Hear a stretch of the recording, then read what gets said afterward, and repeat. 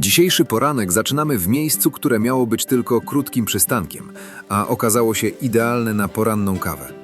Pod Sromowcami Niżnymi złapaliśmy widok, z którym trudno było się rozstać. Wczoraj zdobyliśmy 3 korony, więc pieniny właściwe mamy już za sobą. Teraz czas na kolejny etap. Przenosimy się do Szlachtowej. Na bezpłatnym parkingu zostawiamy kampera i stąd ruszamy na całodniową wędrówkę przez główny grzbiet Małych Pienin. Czeka nas wejście na Grań, przepiękne panoramy, wysoki wierch i obowiązkowy przystanek w schronisku pod Durbaszką, jednym z najbardziej klimatycznych miejsc w całym paśmie. Dzisiejszy cel jest wyjątkowy. Zakończymy na Polanie pod Wysoką, miejscu, które otwiera jedną z najpiękniejszych perspektyw w Małych Pieninach. Taki finał lubimy najbardziej. Prosto, naturalnie, z górą tuż za nami. Zapaszcie kawę i ruszamy razem. Zaczynamy.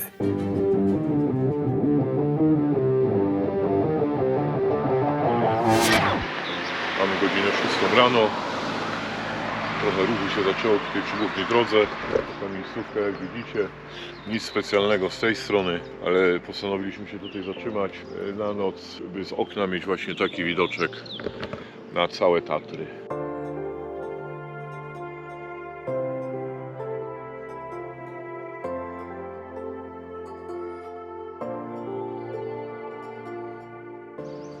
Miejsce cudne. Na legalu się możemy tu zatrzymać. 100 metrów dalej już nie, bo wjeżdżamy w granicę Parku Narodowego zgodnie z przepisami w parkach narodowych. Bez zgody Straży Leśnej czy Straży Parków nie wolno się zatrzymywać. W nocy miejsce ciche i spokojne, mało co tutaj przejeżdża. Miejscowa ciszna w nocy. No teraz ludzie do pracy jadą, my też akurat stąd się zrywamy, bo dziś kolejny upał i chcemy na Durbaszkę i Wysoki Wierch wejść ze Szlachtowej.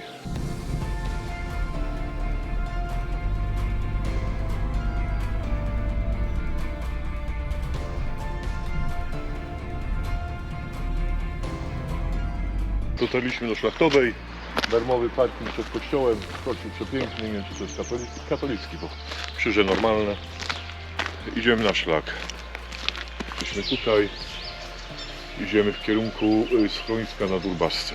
Startujemy ze Szlachtowej i kierujemy się na Berech. Już samo to miejsce jest kluczem do zrozumienia Małych Pienin. Jesteśmy na skraju dawnej Rusi Szlachtowskiej. To była najdalej na zachód wysunięta enklawa Łemków.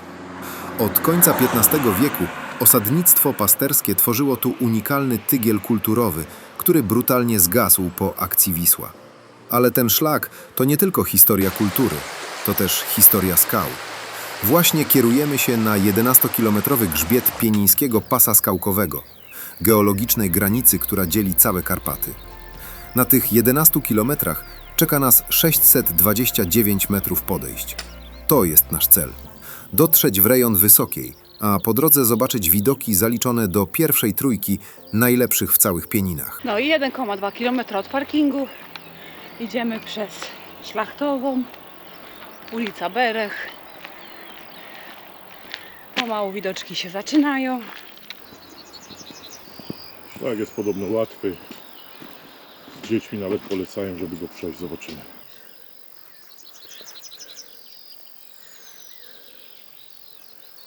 Łąką, pomalutku do góry, bez jakichś gwałtownych podejść.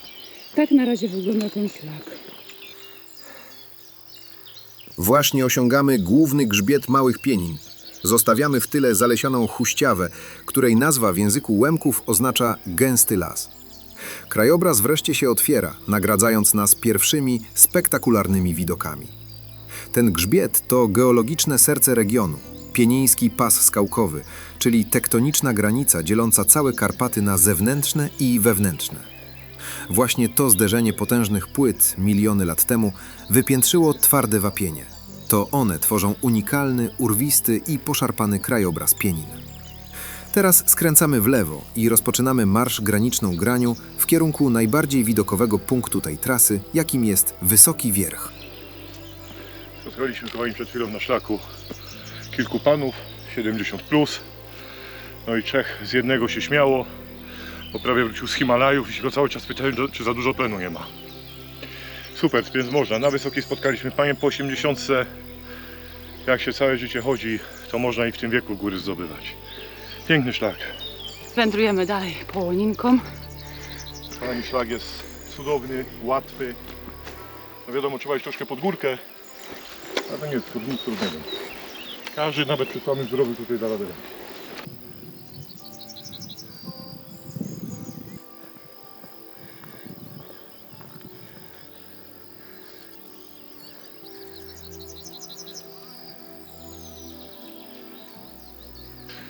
Szlak jest bardzo przepiękny, jest bardzo eksponowany. Naszym zdaniem jest to najbardziej eksponowany szlak w Pieninach, który żeśmy dotychczas zrobili.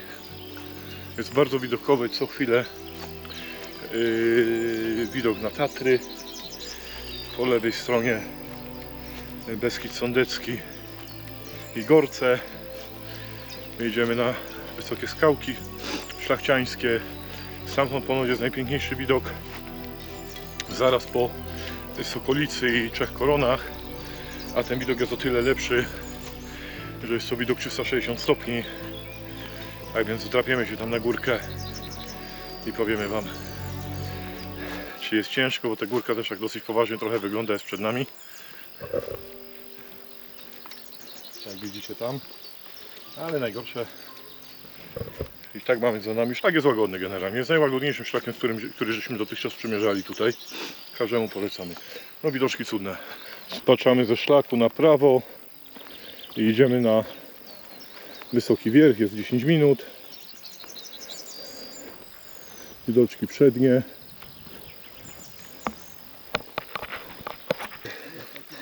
Na Połoniniach to jest przepiękne.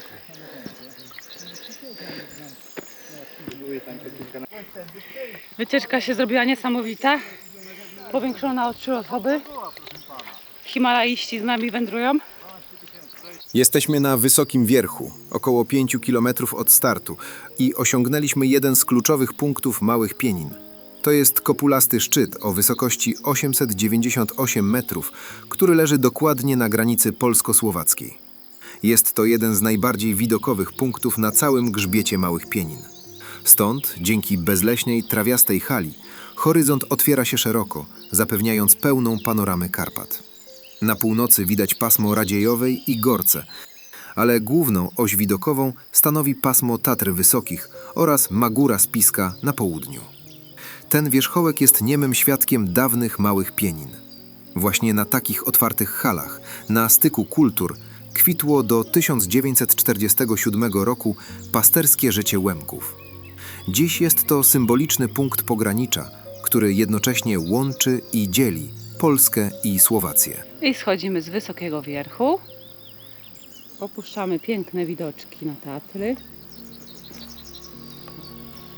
Spójrzcie, i schodzimy w dół.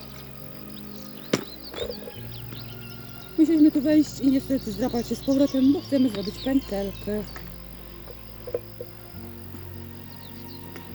I jest cudnie, kochani, patrzcie.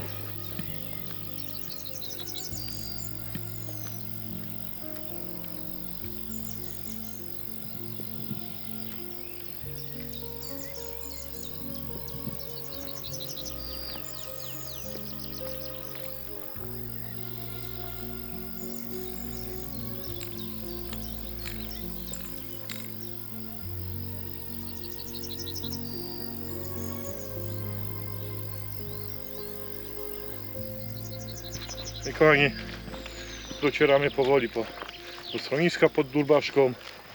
Widoki przepiękne. Trochę słońce się we znaki daje, nawet bardzo. Ale to jak już na górze się jest, to tak trochę wieczy go wieje. Też jest trochę inaczej, ten upał się rozkłada troszkę. Tutaj wstaniemy sobie, zjemy sobie, nie wiem, coś pomidorową, może taką polecaną tutaj spróbujemy. Bardzo piękny szlak. Nie jest trudny technicznie, ani też kondycyjnie. Schodzimy na chwilę z grani, by dotrzeć do górskiego ośrodka Pucka, czyli schroniska pod Durbaszką na wysokości 850 metrów. To miejsce jest kluczowym węzłem turystycznym, ale i świadkiem historii. Pierwotnie w latach 50. ubiegłego wieku zbudowano je tu jako wzorcową bacówkę pasterską. Była to próba zachowania tradycji pasterstwa na dawnych, rozległych halach Rusi Szlachtowskiej. Schronisko stoi na dużej, otwartej polanie, z której roztacza się wyjątkowo szeroka panorama. Stąd widać całą potęgę Beskidu Sądeckiego i pasmo Radziejowej. Horyzont obejmuje także Gorce oraz Pieniny. To jest idealny punkt na odpoczynek i sławną na wszystkie góry w Polsce zupę pomidorową. Od schroniska dzieli nas 30 minut do Wysokiego Wierchu i jest to najwygodniejszy przystanek przed najbardziej wymagającym fragmentem trasy. Chwilowy odpoczynek i zaraz wracamy na grzbiet. Czeka nas finał, wejście w rejon Wysokiej, czyli najwyższego szczytu całych Pienin.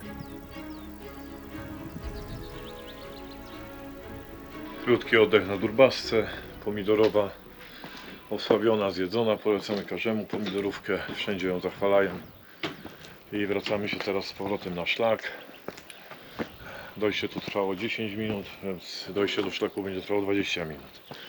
Idziemy na Durbaszkę i z Durbaszki będziemy schodzić do Polany pod Wysoką i z Polany spod Wysokiej już będziemy schodzić homolami do Jaworek.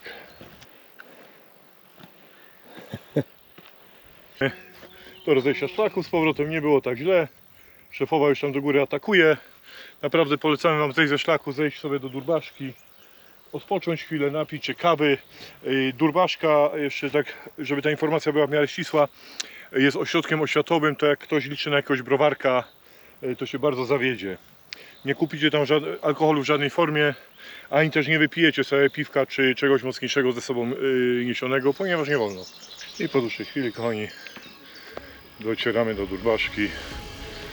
Wróciliśmy na główny grzbiet Małych Pienin i osiągamy Durbaszkę na wysokości 934 metrów, a szczyt leży tuż nad schroniskiem. Ten wierzchołek to nasz ostatni łagodny przystanek na grani, skąd widać całą rozciągłość Beskidu Sądeckiego i Pienin. Przed nami rysuje się już cel. Durbaszka jest ostatnim z łagodnych, trawiastych szczytów. Za nią zaczyna się finał. Zbocza staną się skaliste i kamieniste i coraz bardziej strome. Wchodzimy w rejon Wysokiej. Jedziemy już z Durbaszki w kierunku Wysokiej. Powinniśmy po drodze jeszcze Borsuczyny minąć i zejść na Polanę pod Wysoką. Na Wysoką nie będziemy wchodzić, bo już byliśmy.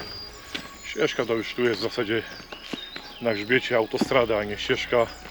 Zobaczcie sobie sami.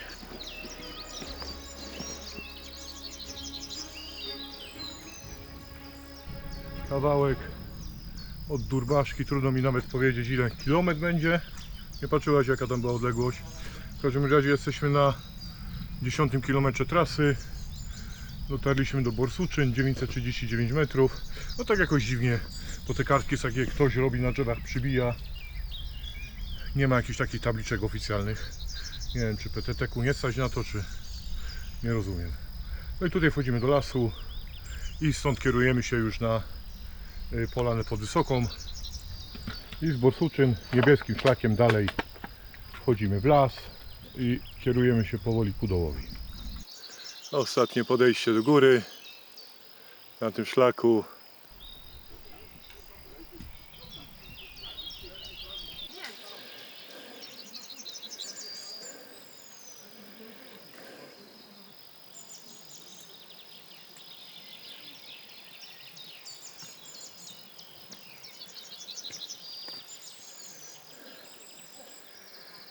Tak. Ja chyba zacznę pić w górach, bo to dopalanie. Wszystkim pomaga. Borsuczyny traktowane są raczej jako przejście, łącznik z Polaną pod Wysoką. Durbaszka była ostatnim z tych łagodnych, trawiastych wzniesień Małych Pienin przed Wysoką. Teraz krajobraz zmienia swój charakter. Zostawiamy w tyle otwarte polany, a szlak staje się węższy i prowadzi nas w gęsty, bukowy las. Cała ta ścieżka to wznosząca się rampa, która doprowadzi nas do Polany pod Wysoką, podnóża najwyższego szczytu całych Pienin. Stąd zaczyna się najbardziej strome i najbardziej techniczne podejście na szczyt. Warto pamiętać, że chociaż Wysoka ma zaledwie 1050 metrów wysokości, to jest to jeden z najostrzejszych i najbardziej stromych szczytów w Pieninach. Zbudowana jest z twardych skał wapiennych, które tworzą urwisty wierzchołek, zabezpieczony barierkami. Wejście na Wysoką znajdziecie w naszym innym odcinku. O i mamy drogowskazy, już patrzymy. Wysoka 15 minut szczyt. I tam jest jakiś drogowskaz, ale nie widzę. No nie, tu już jest na wysoką do góry. Co tam Tu masz góry? 15 minut do wysokiej. Ale tu na tym mówię. Co? My idziemy chyba na dół i... No już tą ścieżką żeśmy szli raz. Tak. Bardzo przyjemny szlak. Ta końcówka jednak trochę męcząca. Tutaj- Trzeba uważać po prostu, żeby się nie poślizgnąć. To, co trzeba wszędzie i na prostej.